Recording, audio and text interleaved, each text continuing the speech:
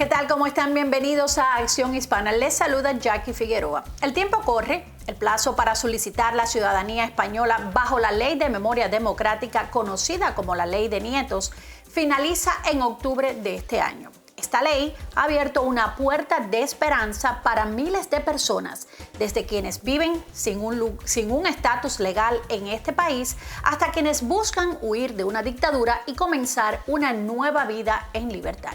Tras nuestro programa anterior, en el que exploramos el alcance y las oportunidades de esta ley, recibimos una avalancha de preguntas, dudas e inquietudes.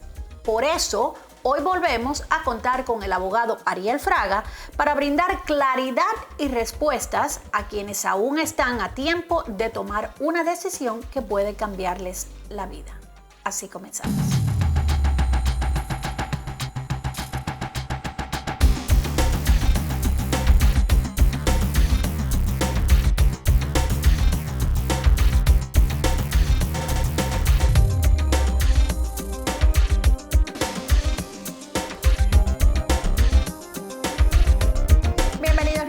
Le damos las gracias por estar con nosotros una vez más y ahora le damos la bienvenida al abogado Ariel Fraga. Bienvenido, Ariel, un placer tenerte nuevamente por acá con nosotros. Buenas tardes. El programa que hicimos fue todo un éxito. Tenemos muchísimas preguntas de muchísimas personas, preguntas desde Cuba, desde España, desde Miami. Por eso quisimos volverlo a traer a ver si hoy podemos dar respuesta a algunas de las preguntas. ¿Le parece? Entonces Ariel, la ley hasta ahora sigue que va a culminar en octubre, ¿no? Culmina en octubre esta ley. Octubre 21, sí, del 2025. Y no hay hasta ahora indicio de que vaya a ser renovada nuevamente. No, porque la ley, ese fue el plazo que estableció la ley con una prórroga de 1 año, 2 años más 1 de prórroga, y solo se podría prorrogar si se aprueba por una ley en el Parlamento. En las circunstancias en el año ahora no creo que esto vaya a pasar. Ok, Ariel, tuvimos en el programa anterior, como decíamos, tuvimos 30,000 views con ese programa y tiene infinidades de preguntas.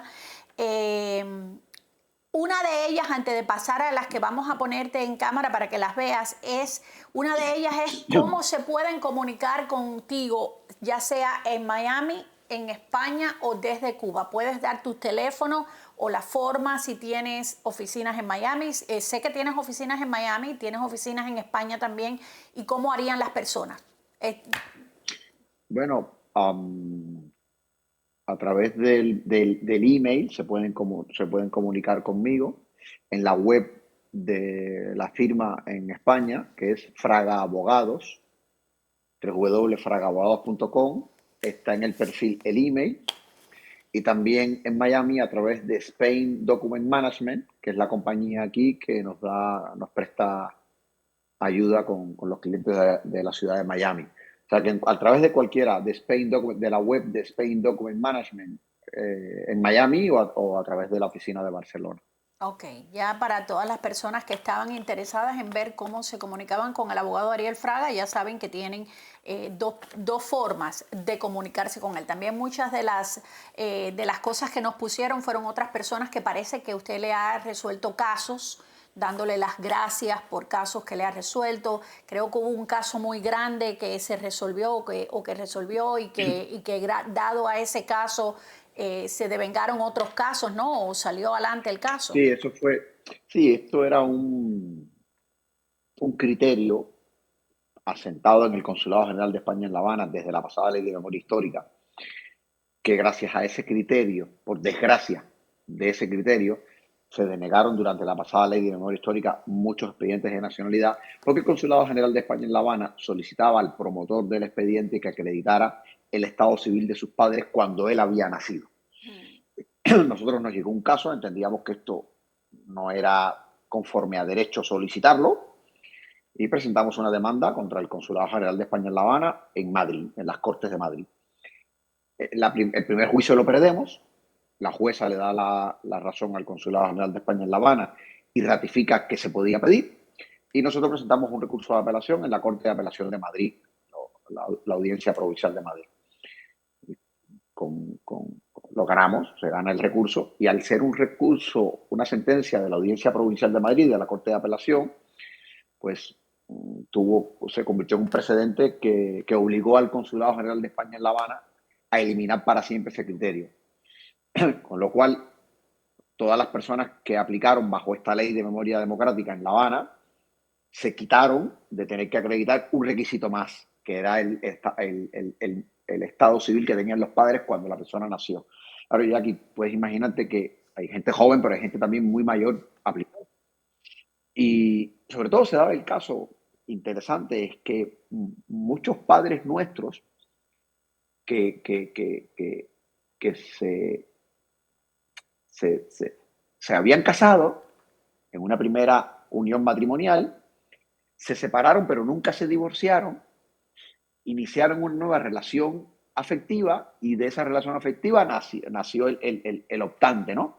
Pero ese matrimonio nunca se disolvió, con lo cual se dudaba de la paternidad, porque hay una normativa que dice que se presume que los hijos son del marido, los hijos habidos dentro del matrimonio. En fin, lo importante es que logramos que ese criterio se dejara de aplicar en La Habana, y eso ha permitido que miles de personas que están aplicando por esta nueva ley no se les pida ese requisito que para muchos era insalvable. No, claro, y parece que en la época se utilizaba mucho eso, ¿no? Que se separaban o se divorciaban y no se divorciaban, solamente se separaban y empezaban nuevas familias, tenían nuevos hijos y entonces estaba eso ahí en el medio que sí o no, ¿no? Claro, y además imagínate que muchos nietos que aplicaban, los padres ya eran ya eran personas muy mayores, no se acordaban dónde se casaron, habían perdido la documentación. En Cuba tampoco si no tienes toda la información precisa, era complicado buscar la documentación en qué registro civil se casaron. Pero claro, ahora está más o menos el sistema informatizado en Cuba, pero antes no había nada informatizado. Entonces, realmente, muchas personas durante la pasada ley de memoria histórica vieron truncado su derecho legítimo a ser español por un criterio absolutamente fuera de la ley, contrario a derecho completamente. Hasta que nosotros no tuvimos la posibilidad de presentar un procedimiento judicial y después presentar un recurso de apelación contra la denegación de la sentencia y que ésta se hiciera firme, desgraciadamente durante la pasada ley de memoria histórica mucha gente se quedó fuera. Pero en marzo del 2024, cuando sale nuestra sentencia de apelación, toda esa gente pudieron volver a aplicar bajo esta ley. Qué bueno, me alegro muchísimo. Sí. Una constante que ponen en las preguntas que envían las personas es que en Cuba todavía no ha entrado, no han hecho los cambios que entraron en efecto la semana pasada. ¿Qué hacen entonces, o esta semana, qué hacen entonces esas personas porque no han implementado esos cambios? No, y estamos a la espera. Pero, O sea, desde el tiempo está corriendo y esas personas están perdiendo tiempo. Exacto. Desde el 23 de junio esperábamos que La Habana pusiera en vigor el nuevo sistema de petición de credenciales, que ya lo hablamos en el anterior programa. Que como lo tiene Miami, por ejemplo, que Miami enseguida lo instaló. Miami no sé por qué, realmente no lo sé. A partir del 23 de junio, que esperábamos que se pusiera en marcha, porque ellos comunicaron que sobre el 23 de junio lo iban a poner en marcha, no se ha puesto en marcha. Debe ser cuestión, no sé si es una cuestión técnica a nivel informática, no lo sé. La cuestión es que pasa el tiempo y eso va en perjuicio de las personas que quieren acabar de solicitar sus credenciales para poder tener su cita. No sé, Jackie, no sé Claro, qué está pasando en La Habana, pero... El tiempo va corriendo y ya en octubre primero, creo que es, o octubre 21, ya la persona a lo mejor no le da tiempo. Y si es una persona que vive en el interior de la isla, solicitar todos los papeles. Sabemos lo burocrático que son los trámites en Cuba para sacar un papel, que te pongan un cuño. Otras personas dicen también que necesitan llevar un cuño del MINREX. Entonces, eso como que también hace que las cosas se alarguen más, ¿no? Sí, bueno, ahora cambió, ahora ya no es el MINREX, ahora es el Ministerio de Justicia, pero bueno, vamos, sigue siendo lo mismo. Sí, todos los documentos de Cuba tienen que estar legalizados. Pero ya que el tema no está tan solo ahí. El tema está en que mientras no se ponga en funcionamiento ese nuevo sistema de petición de credenciales, hay que seguir pidiendo las credenciales por el sistema viejo, que era enviar un email con el PDF adjunto, que no pasa nada, se puede hacer, pero el nuevo sistema da más garantías si se hace bien, porque ya como explicamos en el programa pasado, si no se hace bien y te rechazan las credenciales, desde mi punto de vista, completamente contrario a la ley, pero si te rechazan las credenciales, te vas a quedar sin poder aplicar Claro. a la española. Entonces, bueno, hay que esperar a que pongan en marcha, La Habana ponga en marcha el nuevo sistema electrónico de petición de credenciales. Hay que tener muchísimo cuidado cuando se solicite esas credenciales, o sea, cuando se suban los documentos a esa plataforma donde te va a ir pidiendo que subas una serie de documentos, pero tienes que hacerlo de manera correcta y de manera adecuada para que no te rechacen las credenciales y que no te veas en la situación de que no vayas a poder ejercer tu derecho porque te rechazaron las credenciales porque supuestamente no subiste bien la documentación, que como ya lo hemos hablado, para mí desde el punto de vista legal, eso es una violación de la normativa española. O sea, tú no puedes denegar, tú no puedes restringir el derecho, el ejercicio de un derecho por una credencial que es un procedimiento completamente fuera de la ley. O sea, yo pido las credenciales, pero a mí no me pueden revisar las documentales sin que yo ni siquiera haya iniciado el expediente eh, administrativo. Pero bueno, ya veremos, Jackie, Ya cómo veremos qué se... sucede con todo esto. Vamos a pasar, Ariel, a las preguntas. La primera es de Oz. Déjame ponerme los espejuelos por aquí porque ya la vista como que no me acompaña mucho. La primera es de Oz y dice, si un padre solicita por anexo 1 por ser nieto de un español de origen y su hijo solicita por anexo 3, pero el padre fallece antes de ser resuelto su caso, ¿qué sucede con el caso por anexo 3 del hijo que ya había solicitado antes del fallecimiento del padre, que había solicitado por anexo 1? Esto me parece un trabalenguas a mí, no entiendo nada de lo que No, dicen, pero bueno. no, pero es una pregunta bien interesante. Ok. Una pregunta bien interesante. Os no tienes ningún problema. Aunque si durante el procedimiento el padre fallece, pero ya aplicó, ya prestó su declaración de opción, no hay ningún problema. No hay ningún problema. Porque ya prestó declaración de opción.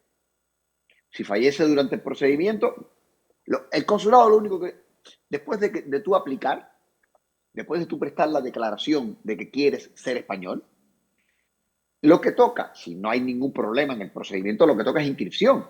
El consulado va a inscribir directamente al padre, aunque haya fallecido. No pasa nada que haya fallecido. Y eso no afecta a la tramitación del expediente ni del propio padre ni del hijo por anexo 3. No hay ningún problema. Ah, ok. Pero es bien interesante la pregunta. Ah, ok. Entonces, seguimos con la próxima pregunta. Ya, Ox, esperamos haberle contestado la pregunta. A ver, la segunda pregunta que nos toca, Betty NC dice, lo siento, pero es que no entiendo. Ya había un sistema y la gente que lo utilizó aún está esperando las credenciales. Ahora hay un nuevo sistema. Tienen que volver a aplicar con este nuevo sistema y volver a pedir las credenciales. Betty, mira.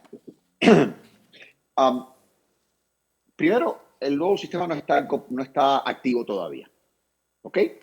La cuestión es, ¿qué hacemos si, como tú bien dices, ya hemos pedido las credenciales y no nos han respondido? Y tenemos un nuevo sistema instalado que es un poquito mejor en las garantías porque te dan justificante de que has pedido tus creencias.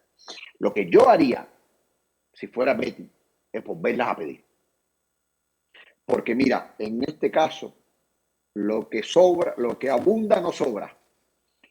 Entonces, yo prefiero tener mis credenciales pedidas por los dos sistemas y ganar un poquito más en tranquilidad y que el consulado responda a alguna de las dos.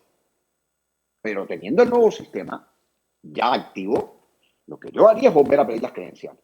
Se supone que, de todas maneras, mira, Betty, el consulado de España en La Habana, alguna respuesta dará a esto y dirá, los que han pedido las credenciales antes no hace falta que las vuelvas a pedir. O los que han pedido las credenciales antes, por favor, y no han recibido las credenciales como tal, vuelvan a pedir. El Consulado de España en La Habana seguramente dará las orientaciones precisas. Pero si no da orientaciones de cómo actuar, yo las volvería a pedir. Ok, ok. Vamos al próximo. El próximo es, bueno, entre col y col una lechuga, ¿no? Otras de las cosas o una de las preguntas que pusieron, no sé si es algo jocoso o si es en realidad algo que está pasando. Hay una persona que si por una tilde mal en los papeles te pueden denegar la solicitud en el nombre. Me imagino yo que sea en el nombre, porque solo ponen una tilde. Bueno, yo creo, esto se debe, ya que esto tiene una explicación. Durante la pasada ley de memoria histórica, algunos consulados españoles, desde mi opinión, en un exceso de formalismo, requirieron porque imagínate que en el nacimiento de mi padre el apellido estaba con tilde y en el mío no, por ejemplo, ¿no?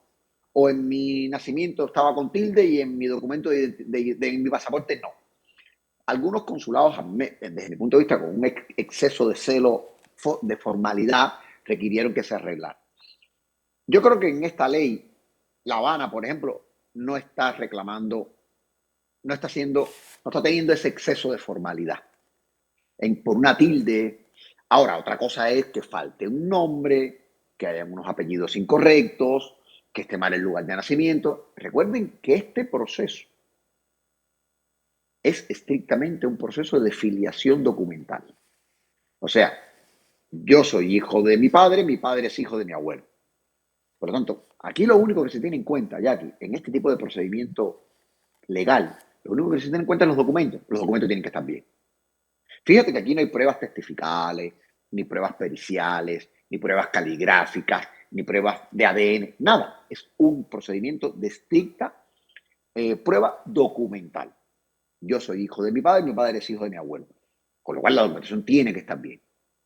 Ahora, yo no creo que La Habana hasta ahora, a mí por ejemplo, en todos los casos que hemos tramitado, no me han requerido por una tilde o nada de esto. No, yo creo que no va a tener problema.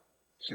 Ok, otra pregunta es que si aplica, otra de las que vi, porque como te decíamos hay tantas, que si aplica a bisnietos, que si la ley puede aplicar a los bisnietos. Mira, ya yo siempre lo explico de la siguiente manera. La respuesta es sí y no. Me preguntarás, ¿cómo es posible? Muy bien. Exacto. O es sí o es Ah, no. pero no, es las dos cosas. Te explico. La respuesta es, ¿esta ley es para los bisnietos? No, No, es para los no, nietos, ¿no? es para los nietos. Ahora, la segunda pregunta. ¿Puede un bisnieto aplicar por esta ley? La respuesta es sí. ¿Bajo qué circunstancias? Entonces, vamos a explicarlo. Los bisnietos no pueden aplicar como bisnietos. No es una ley para los bisnietos. Los bisnietos pueden aplicar bajo otra condición. Por ejemplo, yo soy bisnieto. Mi padre, es el caso de este chico Oz,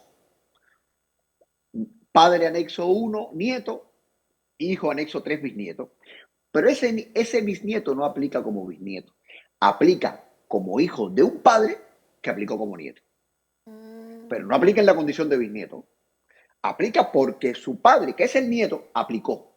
Y él aplica como hijo de ese padre, de ese nieto. Por lo tanto, es un bisnieto que está aplicando, pero no como bisnieto, Como el hijo sino del como nieto. hijo del nieto. Bien. Mm, Ahora vamos a enredarle un poquito más.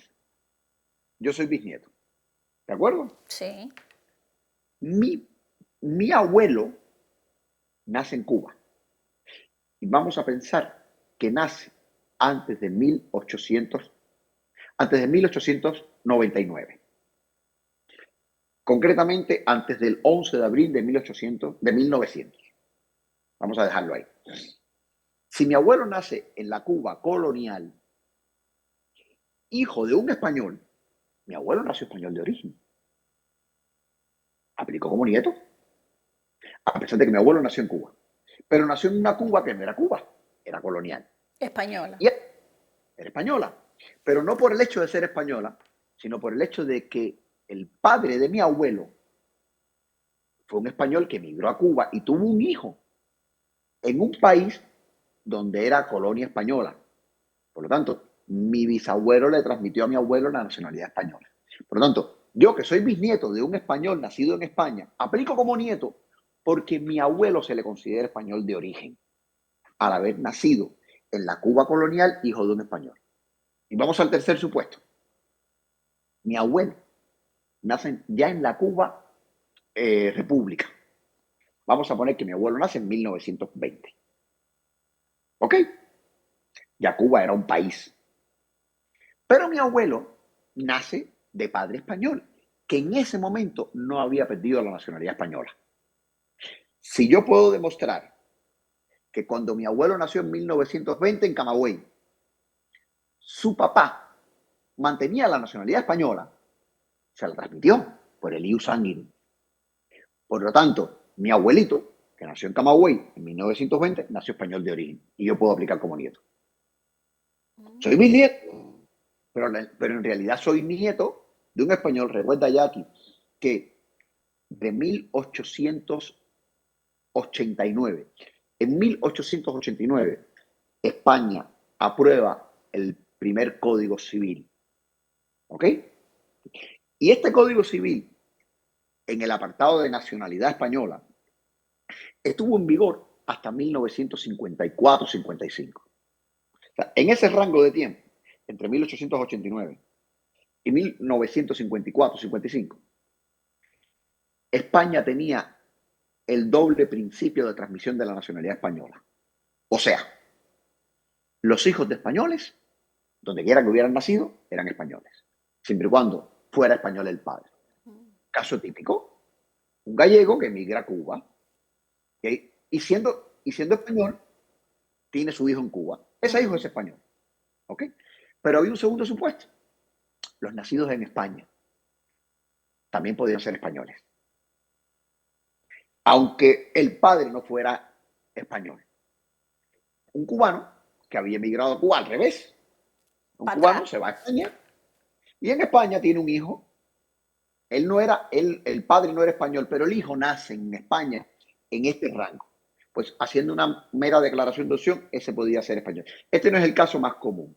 El caso más común es el primero. En el Cuba. Español que migra a Cuba, allá a la Cuba independiente, mantiene su nacionalidad española y cuando tiene su hijo, le transmite la nacionalidad española por el ius sanguinis. Por lo tanto, el nieto, que en realidad es el bisnieto del español emigrado, si puede acreditar de que su abuelito, que nació en 1920 en Camagüey, nació hijo de un español, ese nació español de origen. Con lo cual puede aplicar por el anexo 3, por el anexo 1 como nieto. Entonces, por eso es que a la pregunta de ¿esta ley aplica para los bisnietos? No. ¿Puede un bisnieto aplicar por esta ley? Sí. Sí, por el abuelo. Por el abuelo, siempre y cuando acredite que su abuelo o su abuela, nacida en Cuba, nacieron españoles de origen. Claro, es un poco complicado, ¿no? Pero bueno, hay que Pero conocer bien la ley. Otra persona escribió también que, esa no la tengo aquí de las que te vamos a leer, pero esa persona también escribió que su hermano, creo que dice que su hermano llenó los papeles como nieto, pero cuando llegó, no sé si fue error del consulado español que le pusieron que era hijo y él llenó los papeles como nieto y le negaron la aplicación, no se la dieron porque hubo un error donde pusieron que él era hijo. Bueno, Jackie, pero es que sin ver la documentación es imposible dar una opinión sobre esto. Sí, sí. No sabemos qué pasó en realidad. Bueno, vamos a pasar a Jorge Luis Peña. Él dice, tengo una duda. ¿Qué pasa si Pedro Sánchez dimite? ¿Qué sucede con la ley? Va, va a ser bastante difícil que ese hombre dimita. Sí, yo también lo Deberán creo. obligarlo a que, deberán obligarlo a que dimita. Ojalá. No, les Ojalá. explico. No pasa nada. La ley está aprobada por el Parlamento. Pedro Sánchez es presidente, pero quien aprueba las leyes no es él, es el Parlamento. Y es una ley que está aprobada por el Parlamento español. Solo el Parlamento puede tumbarla. Y no la van a tumbar para 3 meses que queda. Pero no dicen que si sale el partido opuesto al de Pedro Sánchez, que no están de acuerdo con esta ley, ¿la pueden tumbar? Sí, pero tiene que ir al Parlamento. Ah, bueno. Claro, tiene que el Parlamento votar que se derogue esa ley. O sea, el presidente, quien salga, sea Feijóo, quien sea, no pueden derogar leyes. Las leyes las deroga el Parlamento. Tiene que reunirse el Parlamento, votar y derogar la ley. Okay. Bueno, Pero no pues puede el entonces, presidente, en España el presidente no tiene potestad para derogar las leyes. ok. Bueno, vamos a Lieney Molineda. Ella dice, en caso de las personas que han solicitado sus credenciales anteriormente, ¿hay que hacerlo de nuevo por este sistema Pero o ya se lo eso contestamos. creo que ya se presentó o ya eso que se presentó hace meses es válido? Bueno, es lo que ya lo hemos contestado. Sí, ya esa la Debería ser contestamos. válido. Pero bueno, mi recomendación es la misma, Lienay. Si te ponen el nuevo sistema, pídalo por el nuevo sistema.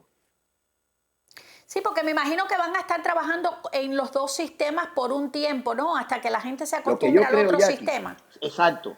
Lo que yo creo, lo que yo creo que puede pasar, esto es una opinión mía, esto no es lo que va a pasar, ni yo tengo capacidad para saber lo que va a pasar.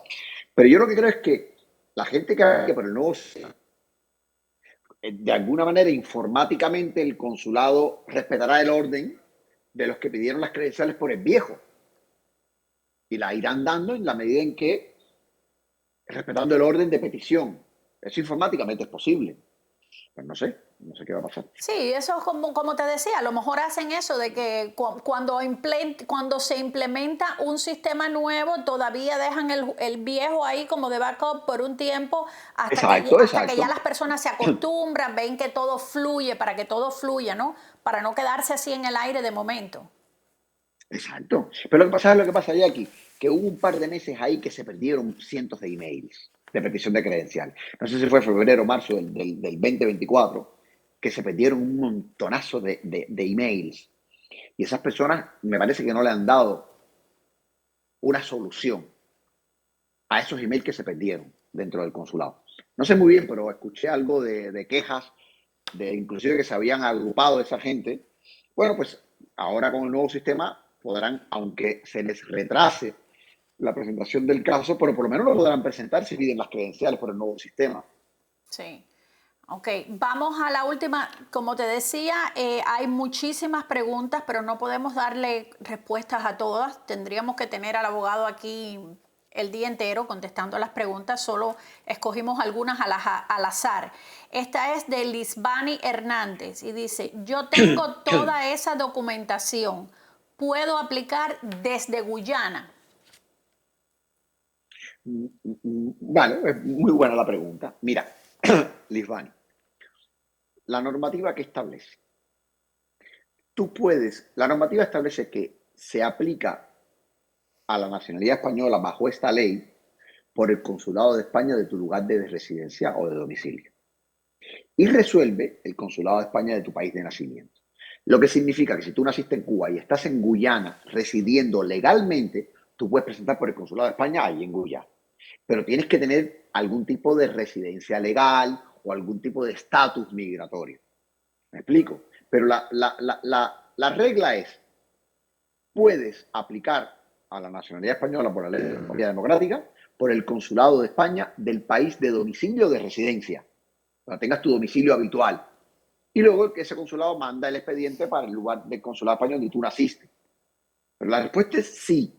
De todas maneras, queda a la a la discreción del cónsul español en Guyana determinar si tu estatus migratorio sirve como para que te pueda coger el expediente por allí. ¿Me explico? Por ejemplo, aquí en Miami, yo estoy ahora en Miami, aquí en Miami, las personas que tienen I-220A o I-220B, que no se consideran residentes legales de acuerdo a la normativa de este país, pero que es su domicilio habitual, pueden demostrar que tienen la licencia de conducir o que tienen un domicilio habitual, pueden presentar su caso, porque están demostrando que tienen su domicilio habitual ahora en la ciudad de Miami o en Florida o en la demarcación consular. Pero bueno, depende mucho del criterio que siga el consulado de España ahí en Guyana. Ariel, y la persona que está en Cuba y quiere contratar tu servicio, ¿puede hacerlo? ¿Cómo puede hacerlo? A ver, nosotros de Cuba no estamos cogiendo casos. Me Okay. explico por qué. Precisamente por toda la inseguridad que hay con todo el tema este de las credenciales, de que no salen, de que salen, de que cambian el sistema, nos genera muchísima preocupación. Y claro, no poderle dar a los clientes un servicio bueno, efectivo, porque ya inclusive se me va de las manos a mí. Claro. Hemos decidido no trabajar con casos de Cuba porque no le vamos a poder dar a nuestros clientes la seguridad que ellos buscan en nosotros. Porque además pobres se desesperan, porque están esperando un año credencial y me dicen, Ariel, pero si yo te he contratado a ti, ¿por qué no me consigues la credencial? Yo, porque es que los abogados no tenemos ninguna preferencia. Tenemos que entrar por el mismo canal que entras tú. Entonces no me parece justo, no me parece ético cobrar por un servicio que no voy a poder Ofrecer. ofrecerlo con el nivel de eficacia que me gustaría. Claro, y también en Cuba hay que, como hablábamos en el programa anterior, hay que tener en cuenta, y muchas personas los ponen en los comentarios, que se les hace más difícil por la falta de luz, los apagones, como las cosas que suceden en Cuba, que todos sabemos que están sucediendo en Cuba, y eso se los Desgraciadamente. hace un poco más difícil a ellos poder buscar esa documentación y llegar a esa documentación. Ariel, antes de terminar, ¿alguna recomendación que quieras darle a las personas que están en este proceso? ¿Qué deben de hacer? ¿Cómo hacer? No sé. A ver, hay cuestiones básicas, ya que revisen bien los documentos. Revisen bien el documento del abuelo, del padre, de la madre, el de ellos, que no haya ningún error. Los abuelos normalmente cuando se fueron a Cuba, las abuelas se cambiaban los nombres, se quitaban nombres. Eso revísenlo bien y eviten que el consulado les tenga que requerir cualquier error visible en la documentación. Y eso es fácil, eso es poniendo el nacimiento del abuelo o de la abuela, el de papá o mamá y el tuyo y revisarlo bien, con mucho detenimiento. Eso es importantísimo. Luego, el tema de las credenciales. Hay que tener paciencia esperando las credenciales y sobre todo cuando se implemente el nuevo sistema, con calma, no corran, no lo hagan deprisa, intenten subir bien las documentales al expediente. El nacimiento, que se vea bien el cuño del MINREX o del Ministerio de Justicia. Si te piden el carnet de identidad y es por las dos caras, ponerlo por las dos caras. En fin, tomarse el cuidado de hacer esto bien para evitar que haya una denegación de credenciales y que se puedan quedar sin ejercer el derecho. Y sobre todo, revisen bien la documentación. De cada 10 documentos de Cuba que yo reviso, 8 tienen problemas. Con respecto a la afiliación con el abuelo o con la abuela española. Sí. Entonces, bueno, es Bueno, eso, es tomarse... también en Cuba se dio muchos casos que no sé por qué, si era, pues, si eso era común en estos españoles que que viajaban a la isla, o si era en la época lo hacían, que habían muchos que tenían matrimonios, estaban casados, y habían muchos que no le daban el apellido del padre a los hijos. La hija era, por decir, yo soy hija de español, pero yo tengo el apellido de mi mamá, no tenía el apellido de mi papá. ¿Cómo se puede No había resolver un eso? complicadísimo, porque mientras no hubo el reconocimiento paterno-filial, no se puede hacer nada. No era tu padre. Ahora es difícil acreditar judicialmente que ese era tu padre Aún o teniendo el la que falleció. documentación, aún teniendo la documentación del padre, de toda la Sí, pero si documentación. tú pero si en tu nacimiento, Jackie, Sí, me dices que ese es tu padre, no hay filiación. sí, sí, Claro, en mi nacimiento dice que yo soy hijo de José y de María, de fulano de tal, y tú en tu nacimiento dices que eres hija de fulano y fulano. Si solo dice que eres hija de una mamá, de madre, no tenías padre, aunque lo tuvieras. sí. Acuérdate que esto es una cuestión, difiere mucho la realidad de la vida a la realidad legal que existe en la documentación. Una cosa es la realidad de la vida, otra cosa es lo que tú puedas probar legalmente. Sí, sí. Bueno, pues entonces Pero para, claro, ahí es complicadísimo. sí, ya para esas personas se les hace más complicado y yo creo que esas personas entonces no pueden acceder a esto. Bueno, Ariel, pues, En el mejor de los casos, Jackie, en el mejor de los casos, lo que yo espero es que si gana el Partido Popular, esta ley la pongan de manera permanente, porque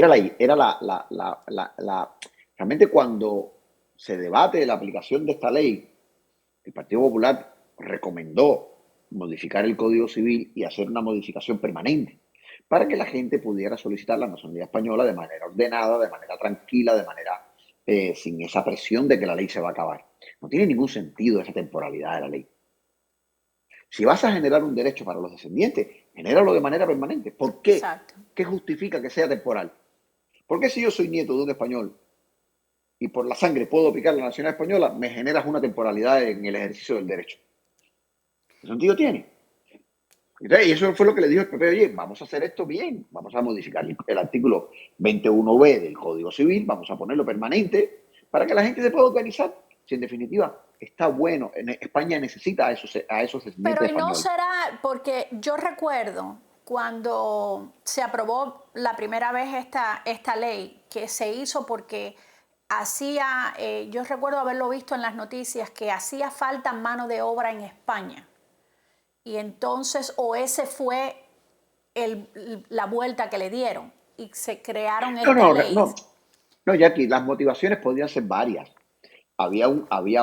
El planteamiento en principio de la ley era reconocer un derecho a los descendientes de aquellos españoles que se estuvieron en España o por la guerra civil o por la hambruna y el gobierno de España quería reconocer ese derecho a los descendientes de españoles, a los nietos, Claro, que a mí me parece muy fantástico, bien. claro, claro. Lo que yo no entendía es por qué limitabas el ejercicio del derecho a una temporalidad. Pero ¿no ¿Por será qué? que es que ahora en España, como España no está pasando por uno de sus mejores momentos, tienen un problema grandísimo con la migración de África que se les está metiendo allá en España y entonces tienen Sí. tanta gente de tantos países que han aplicado a esta ley de memoria democrática? ¿No será que quieren como poner un freno, que no quieren más personas allá en España? Bueno, yo no lo sé. Yo no sé si esa es la motivación política, no lo sé. Pero lo que yo sí te digo es que España tiene un problema de natalidad. Nacen muy pocos niños en España. La población española está bastante envejecida, muy envejecida.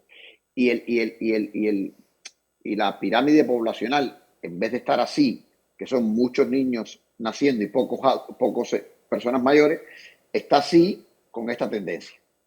O sea, pocos niños y muchas personas mayores. Eso es la quiebra para el país. Está envejeciendo. Es Está un país de envejeciendo mucho. envejecientes. Y los españoles tenemos un hijo como mucho y muy tarde. Entonces tú date cuenta, Jackie, que resolver este problema no es inmediato. Tú tienes que resolverlo a 18, 20 años luz, porque lo ideal es que ese descendiente de español que viaja a España o venga con sus hijos pequeñitos o tenga sus hijos en España, que se eduquen en España, que crezcan bajo la cultura española, pero que tardan 20 años en incorporarse al mercado laboral. Ujú, También las personas que vienen ahora ya puede haber una incorporación al mercado laboral inmediata, ¿no? Pero claro. realmente el tema de la natalidad no se resuelve con inmediatez, hay que planificarlo a 20 años. Y España tiene un problema, España tiene 47 o 48 millones de habitantes y creo que están dados de alta en la seguridad social 20, 21 millones, menos de la mitad. El resto de la población española no cotiza a la seguridad social. Mm, Es un problema. es un Entonces, problema. pudiera paliar ese problema. Oye, ¿quién mejor que los descendientes de españoles? Claro. Claro, también he ¿Quién mejor? visto por ahí en las noticias que hablando sobre esto que tú me estás diciendo del problema que hay en España de que está en decadencia, ¿no? La población es una población envejeciente. Hay muchos pueblos que están vacíos, Vacíos. que no hay personas viviendo en los pueblos. Se llama la España vaciada. Está vacía, porque se van para los grandes núcleos urbanos. Entonces, sí, es que hay pueblos fantasmas. Hay pueblos con 20 habitantes, 50 habitantes, 100 habitantes. De hecho, los ayuntamientos y las comunidades autonómicas, Zamora, por ejemplo, hace tiempo quiso pedir que los descendientes de zamoranos vinieran allí a poblar aquello, a traer niños. Eso es un problema, para mí es el problema más importante que enfrenta España en los próximos 20 años. Y bueno, ¿y qué mejor que los descendientes españoles? Hay un continente latinoamericano completo lleno de descendientes españoles. Claro. Oye, que hablan el español, que son personas buenas, decentes, trabajadoras y que quieren una vida mejor. Claro. Bueno, pues hay una necesidad doble. Pues oye, organízalo bien, planifícalo bien, pero para mí me parece esto de poner una ley que genera un derecho importantísimo para el descendiente español y meterle una temporalidad que la gente pobrecita se desespera, sobre todo la gente que está en Cuba o que está en Venezuela, que se desesperan, que no pueden acceder a los documentos, que hay un colapso total porque el gobierno no ha puesto los medios suficientes en los principales consulados. Oye, el gobierno de España sabía perfectamente que habían 4 o 5 consulados que se iban a bloquear. La Habana, Buenos Aires, Mendoza, Caracas, Miami.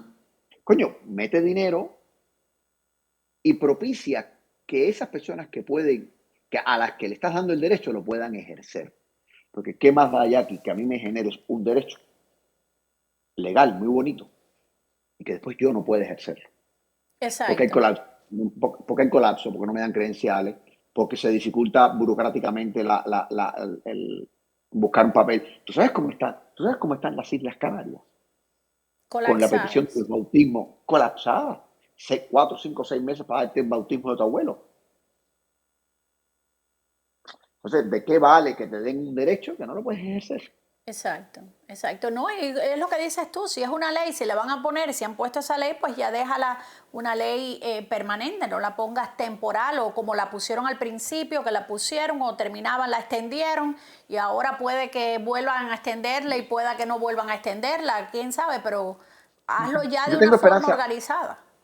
Yo tengo esperanza que si gana el PP, que ya lo plantearon en su momento, modifiquen el Código Civil de manera tal, en materia de nacionalidad, de manera tal de que esto se ponga en marcha de una manera organizada y permanente. Y que la gente diga, bueno, mira, no voy a perder la oportunidad, porque ya el derecho está reconocido de manera permanente en el Código Civil. Ok, con tranquilidad. Entonces, voy a preparar mi caso, voy a buscar mis documentos, inclusive me voy a poder organizar mejor. Claro, con más calma. Claro, pero bueno. Pero bueno, ahí veremos qué es lo que sucede. Ariel, muchísimas gracias. Como siempre ha sido un placer tenerte aquí con nosotros aclarando estas dudas en el día de hoy. Gracias a ti, Jack. Era el abogado Ariel Fraga. Y así nos despedimos por hoy. Los esperamos la próxima semana con mucha más información de su interés. Hasta la próxima.